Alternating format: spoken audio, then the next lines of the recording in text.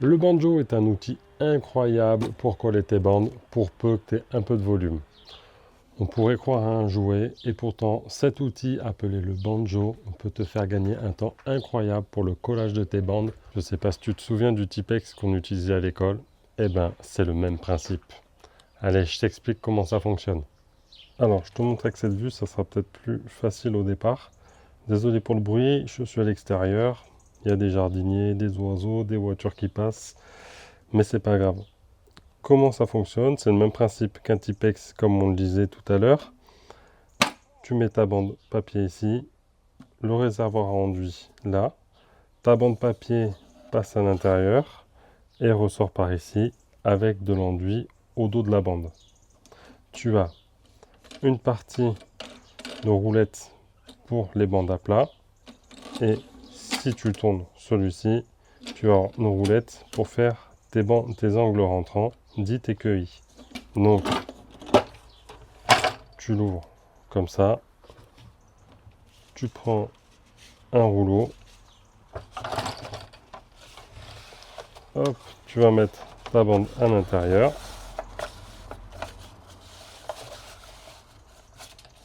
tac, comme ça, tu vas y mettre ton enduit. Une fois que tu as mis ton enduit, tu refermes, hop, c'est prêt à être utilisé, hop, tu tournes si tu veux faire tes angles à plat, et tu sors ta bande. Allez, donc là tu te mets là, hop, et tu descends. Tu bloques avec tes doigts pour pas que ça descende trop, pour pas que ça tire, et tu y vas. Je décale. Tac. Donc ça va bien plus vite que si tu fais à la main le temps de déposer ton enduit. Tac. J'appuie.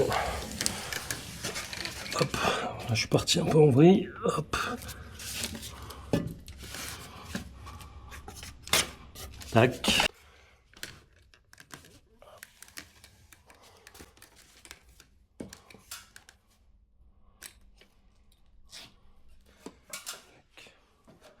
Je peux même faire les deux du bas. Tu vois, t'en fais quand même. Hein. Là, je fais quasi une pièce entière. Outre le gain de temps que tu vas obtenir avec ce type d'outil, et ce piaf, il est chiant. Hein. Chut. Outre le gain de temps que tu vas obtenir avec ce type d'outil pour ton collage, il y a de multiples avantages à utiliser le banjo. Tout d'abord, la prise en main. Prise en main super rapide, que tu sois débutant ou confirmé dans les bandes, ça se prend en main très rapidement. Honnêtement, c'est assez facile à utiliser. Peut-être que le plus compliqué à avoir, ça va être la fluidité de l'enduit. Un enduit plus fluide pour moins galérer à sortir ta bande et apprendre à couper ta bande une fois que tu as descendu ton banjo. Le nettoyage très facile. Une fois que tu as terminé, même avec du 4 heures, tu peux le nettoyer facilement avec un jet d'eau. Même si ça a un peu séché, tu réussiras à l'avoir. Moi, ça m'est déjà arrivé d'avoir tout qui est séché parce que pas le temps de le nettoyer. Je l'ai mis dans un bac d'eau à ce que l'enduit ramollisse et après j'ai pu le nettoyer super facilement. Donc sinon, coup de jet d'eau, tu as tout qui s'enlève et franchement bon, il n'est pas top propre parce que je l'utilise chaque semaine, mais franchement, celui-ci ça fait 1 an et demi que je l'ai, mais il est toujours en bon état. Et nettoyage super rapide. Bien sûr, le rapport qualité-prix. Là, on est sur un banjo qui coûte dans les 130 à 150 euros, je crois. Mais tu as des entrées de gamme qui vont être à 60-70. Je vais te montrer vers la fin de la vidéo, je pense, un comparatif parce que j'ai mon ancien banjo qui est un entrée de gamme. Et comme ça, tu pourras voir les différences majeures. Le réservoir de ton banjo, tu peux le remplir avec tes couteaux à enduire. Et si tu veux améliorer ta productivité, tu peux utiliser ce type de seringue ou une pompe directement si tu en as une. J'en ai une également, mais pour les petits chantiers, j'utilise une seringue à enduit. À la seringue, là aussi, tu vas pouvoir voir ce que ça donne. Tac. Hop. Et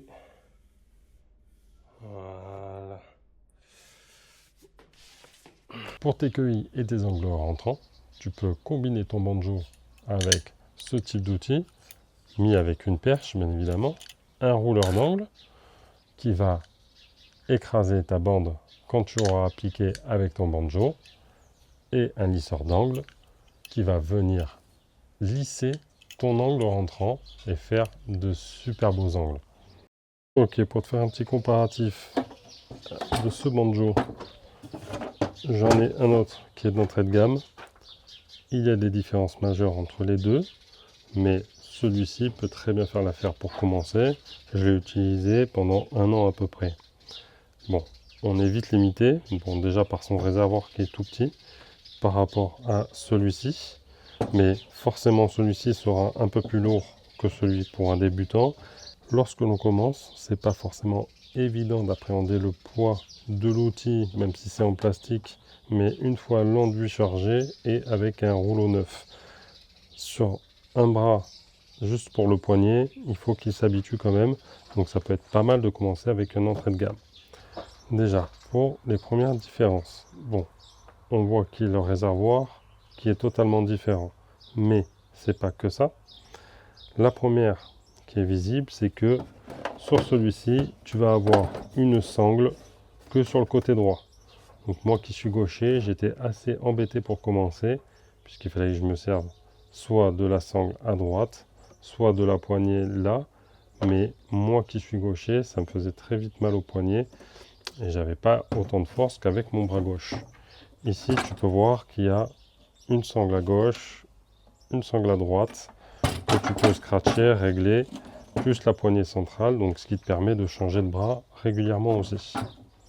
Pour l'ouverture du réservoir, ici, tu vas devoir ouvrir ces 3 petites poignées, comme ça, là, hop, hop, hop, pour te permettre d'ouvrir le réservoir.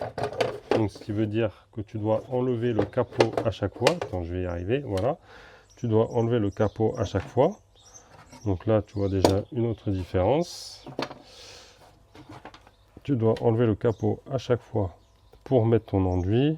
Tu remets, donc tu perds un peu de temps par rapport à celui-ci qui là, tu as juste à ouvrir. Hop, tu remplis, tu refermes et c'est parti. Troisième différence majeure entre les deux. Sur celui-ci, tu peux juste pivoter. Il y a un ressort directement par l'extérieur pour changer la molette pour les bandes à plat avec la roulette pour tes angles rentrants. Alors que là, tu dois ouvrir la trappe, enlever cette partie-là pour mettre celle-ci et faire tes angles rentrants. On dirait pas, mais tu perds beaucoup de temps. Donc en fin de compte, c'est des différences qui peuvent justifier une différence de prix. Bien sûr, c'est pas une histoire de la marque Delco. La marque Delco fait un outil de gamme supérieure, alors que j'ai eu également. Et en fait, cette partie-là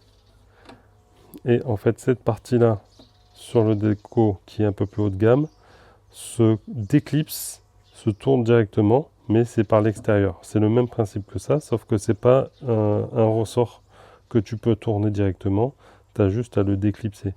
Ça, c'est sur le modèle au-dessus du Delco. Le réservoir sera un peu plus grand et tu auras une sangle à gauche et à droite également. Donc c'est pas forcément une histoire de marque non plus.